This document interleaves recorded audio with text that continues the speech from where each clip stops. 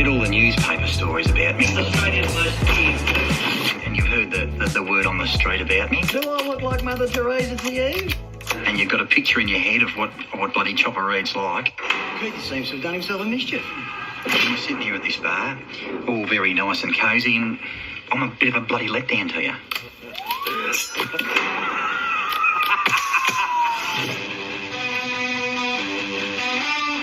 You have a history of violent behaviour.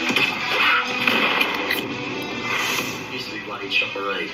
Now I can't even get arrested in this fucking town. 20 seconds to produce some cash, or I'll fucking shoot you. There's no cash here. Here, there's no cash. Who says crime doesn't pay?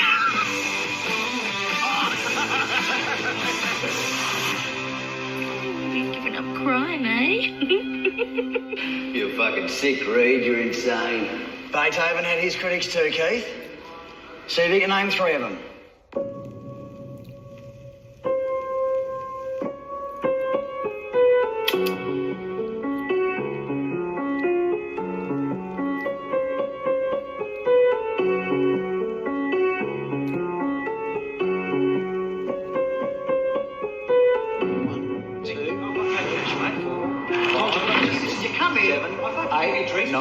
Sit the fuck down. 11, 12, 13, 14.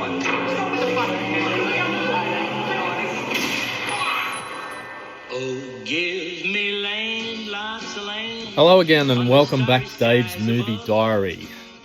Time for another Australian film, I thought, and what better film to revisit than Chopper from 2000. Lots of memories with this one. I saw it in the cinemas in my hometown of Wollongong when it was released, and capped off, 4 or 5 years of fascination with the title character in this, Chopper, Mark Brandon Chopper Reed, through his books that he wrote in the early 90s. I came across them in the mid 90s. And there was also the anticipation of Eric Bana's first major dramatic role, which he's excellent in, by the way. And I got a few things to talk about with this one. Like I said, Chopper's books came out in the early 90s. For most of us who aren't from Melbourne, and I'm not, we didn't know too much about him. Back in these pre-internet days when you had to hear about things through the grapevine or somehow through TV. But like I said, back in those days, unless you lived in the same city or it was something earth-shattering, you really didn't hear about things like you do now. And Chopper was a well-known figure in Melbourne since the mid-70s. And his books ramped up the national profile, I guess, of him, along with some well-known interviews that were conducted by Renee Brack, I think her name was, on a Channel 10 show in the early to mid 90s. So by the time the film came out in 2000, people of my generation, and I was about 27 by then, people of my generation were well across this guy and his craziness and his semi-mythologized memoirs. Got passed around a lot in the circles that I travelled in, and everyone knew the name. The media loved him because he was a born storyteller. Anyway, I guess initially a little bit about him. So Mark Brandon Chopper Reed was in essence a standover man, a toe cutter, whatever you want to call him. Basically what these characters do is that they extort money from other criminals, which does a couple of things. It generally reduces the chances of them getting dobbed in because criminals don't like going to the cops with anything or being investigated. And so he was fairly assured of silence from his victims on that count. Secondly, because he's pretty fearsome, and they wouldn't have wanted to deal with him again. And so he used this. He used this, I think, to also feel good about what he did. That he was only taking money off bad guys. So bad guys for him meant drug dealers, meant I guess brothel owners, illegal brothel owners, but particularly drug dealers. So he was able to feel a sense of not pride, but that he was only taking money off bad people. So and how he would do that is that he would use a blowtorch or bolt cutters on their feet until they gave in, and apparently the cellars of a few well-known pubs were where he frequented, and so that's how he made his cash. He got caught multiple times at a relatively young age. Went inside to Melbourne's Pentridge Prison, which I don't think is operating any longer, and spent a good deal of his life there, from the mid-70s until the mid-80s. Then he got caught again, went inside again, and then spent, I think he got sentenced to an indefinite term eventually in Tasmania for getting involved with some bikies down there. And I think one of them disappeared, and he was accused of that disappearance. But anyway, he got out. I think he got out in the mid-90s, somewhere around there. And by the time this movie came out, he was well and truly out of prison. I don't think he went back inside. He passed away, I believe, in around 2013, 2014, somewhere around there.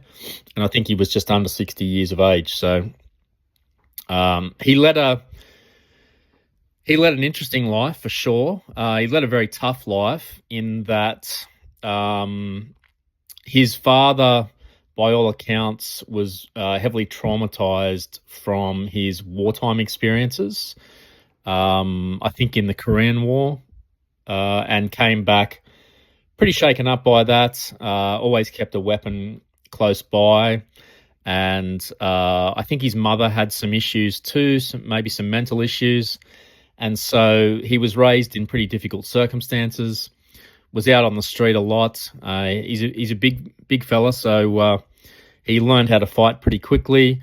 Started hanging around some older blokes, probably the painters and dockers, which are the guys down at the docks that work on the ships, and you've got to be pretty tough to be down there, especially in Melbourne, through the 50s, 60s, 70s, probably 80s as well. A lot of those guys had criminal associations. A lot of them didn't as well, but a lot of them did. And there were some contract killings carried out. There's been lots of books written about this period in Australian history. The Underbelly series, I think it was season 2, dealt with this period in Melbourne. It combined it with what was going on in Sydney at the same time, with mafia connections and people like Robert Trimboli, and drug importation in general. So yeah, look, these were the times in pretty tough parts of Melbourne that Mark Brandon Reid was growing up. Somewhere along the line, he acquired the nickname Chopper. Apparently, it was based on a cartoon character, and so he was doing the usual things, stealing cars, carrying on a bit. Eventually, went inside, which is where he got schooled even more in toe cutting. Probably had some older blokes as mentors, came out, got caught again. And while he was inside that time, he tried to pull off an infamous stunt, which was to try and get a close mate of his in prison, out of prison. He took a judge hostage in a courtroom. It didn't pay off, and he got another, I can't remember how many years it was, but 10 or 15 years on top of his sentence. And he He was eventually released in the mid-'80s.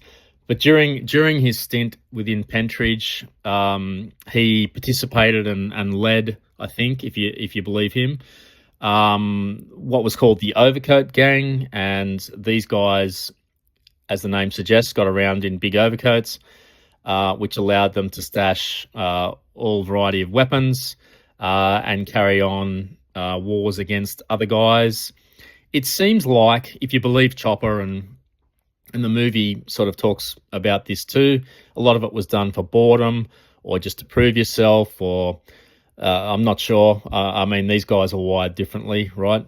So anyway, he got stabbed in there multiple times. His friend that he tried to help out by taking the judge hostage eventually turned against him and stabbed him as well. And Chopper eventually decided that he had to get away from Pentridge because apparently there were many contracts out on his life due to, well, I can't remember if this was true or not, but murdering an ex-painter and docker in jail. So there were contracts out on his life. So to get out of Pentridge, he instructed the barber to use razor blades to cut his ears off. A very novel way of getting out. And that also, I guess, cemented his public mythology. Big fella who likes shooting guns, covered in tats with no ears, and teeth that go in and out. Makes for a pretty fearsome combination. When he eventually got out, if you read his books, and again, some of this is being questioned, or a fair bit of it's being questioned, whether it's true or not. He quickly went back to his old ways in the mid-'80s, extorting money. Also claimed to have participated in a lot of Russian roulette games within the Asian community. Anyway, great read, those books, whether they're true or not. Anyway, he eventually went back inside for reasons that this movie goes into. So I won't necessarily get into all that. But I think you get the gist of the story. But there's more to it than that, because Chopper Read was a uniquely Australian criminal and fella, because he loved a beer, he loved the ladies, he was a born storyteller, and he seemed to be able to find the humour in the blackest of situations, usually involving himself. And that's what comes through in this film. Yes, it is a film about his life. It centers particularly on that period just before he cuts his ears off and tries to get out of Pentridge. And then it goes forward to when he does get released in the mid-'80s, and then it centers on what happens while he's out. And but really, I'd call this film a black comedy, and it's so apt that they got Eric Bana to star as Chopper for a lot of reasons. He looks uncannily like him. Eric Bana's a big guy. He obviously did some pretty major eating to get into the Chopper physique, and he spent time with Chopper. There's YouTube videos of them together out at Chopper's property somewhere, and does a great job of mimicking Chopper's accent and his mannerisms, and just the way he was. It's a masterful performance in his first dramatic role, and it really sealed Eric Bana's fate as a major Hollywood star, and he really was there throughout the 2000s. He was in movies like what was he in? Like Troy, I think he was in. Black Hawk Down, Munich, in 2005. That was a really good film. A whole bunch of Hollywood films. Sort of tapered off for him a bit in the 2010s, but he did appear in the excellent film The Dry in 2020, which is an Australian production. So yeah, consummate actor, apparently a great fella too, as most of us Aussie blokes are. But yeah, getting back to why it was a great choice, Eric Bana came up in the public as a comedian on a Channel 7 show here in Australia called Full Frontal, and he also appeared in a movie 3 years before this called The Castle, which is an iconic Australian film that possibly depicts suburban Australian life better than any other film, and uses comedy to achieve that, which is a big part of Australian life. Anyone who knows most of us Australians knows that we definitely appreciate the funny side of life. So he was an excellent choice. When you watch him in this film, it's hard to believe anyone else could have done it, honestly. So he's fantastic. This film was directed by a guy called Andrew Dominic. It was his first feature film. Again, like a lot of these other guys, he started out in music videos. He went on to direct some pretty big films, including The Assassination of Jesse James by the coward Robert Ford in 2007. That's a really well-known film. Killing Them Softly in 2012. I've seen that too. And Blonde in 2022 about Marilyn Monroe. So this film is really a slice of Australian crime realism with a big black comedy edge to it. There's very little in this film which isn't made fun of or a joke, generally by Chopper, or even some of the other characters too. So it's an excellent watch in a few ways. The supporting cast is also top notch. Vince Colosimo, who also started out as a comedian here, as Neville Bartos, the poor old Neville Bartos. You'll see what I mean when you watch this. David Field, who was excellent the year before in Two Hands with Heath Ledger. He's just born to play these kind of guys. It's a similar, actually not as bad as the guy that he played in Two Hands. That guy was a nasty piece of work. But he always seemed to be in these kind of roles, and plenty of other familiar faces to Australians anyway. So it's a uniquely Australian film. A lot of it takes place in bars or in jail or nightclubs or in suburbia. Easy to relate to. And yeah, the black comedy in this is really funny.